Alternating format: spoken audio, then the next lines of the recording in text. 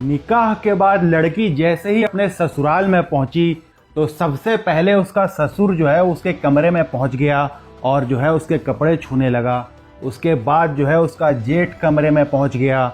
उसके बाद लड़की का जो है नंदोई कमरे में पहुंच गया और उसके बाद उसका शौहर भी आ गया। और इन सब ने दोस्तों जब तक वो बेहोश नहीं हुई, मामला दोस्तों मैं पहले आपको बता दूं कि मामला राजस्थान के अलवर का है। मैं अभी आपको सोर्स भी बताऊंगा। एक नाबालिग बेटी, दोस्तों बेटी तो किसी की भी हो, बेटी ही होती है, उसके साथ किस तरह की मानवता को कैसा शर्मसार किया गया है। जरा दोस्तों सबसे पहले खबर का सोर्स देखिए। मैंने 2 सोर्स लगाए हैं, आप चाहो तो जाकर चेक भी कर सकते हो, ट्विटर पर भी है और गूगल करोगे वहां भी मिल जाएगा जी। राजस्थान में दोस्तों खबर छपी है। खबर यह है कि नाबालिग से निकाह के बाद जेठ और नंदोई ने मनाई सुहागरात। पति की सहमति से ससुर ने उठाया घूंघट।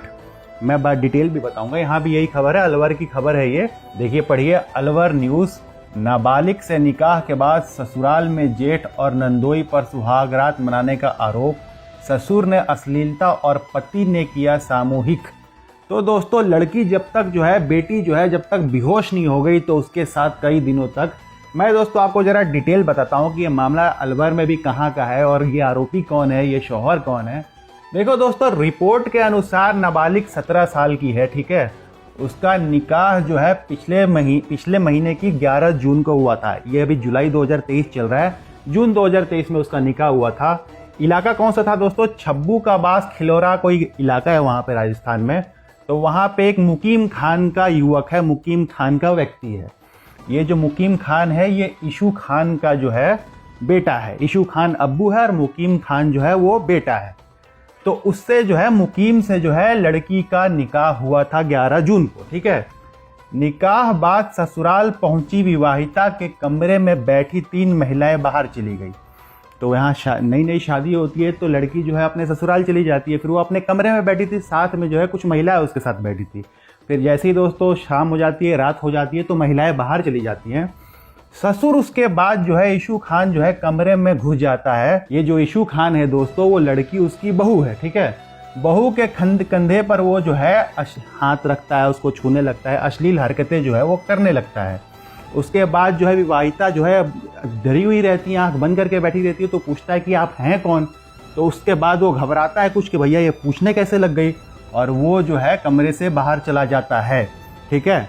उसके कुछ देर बाद विवाहिता का नंदोई है दोस्तों सलीम खान, और उसका जेठ है, विवाहिता का जेठ जो है मुफीद खान। ये मुफीद खान जो है ये मुकीम खान का भाई है, बड़ा भाई है, जो कि इशू खान का बेटा है।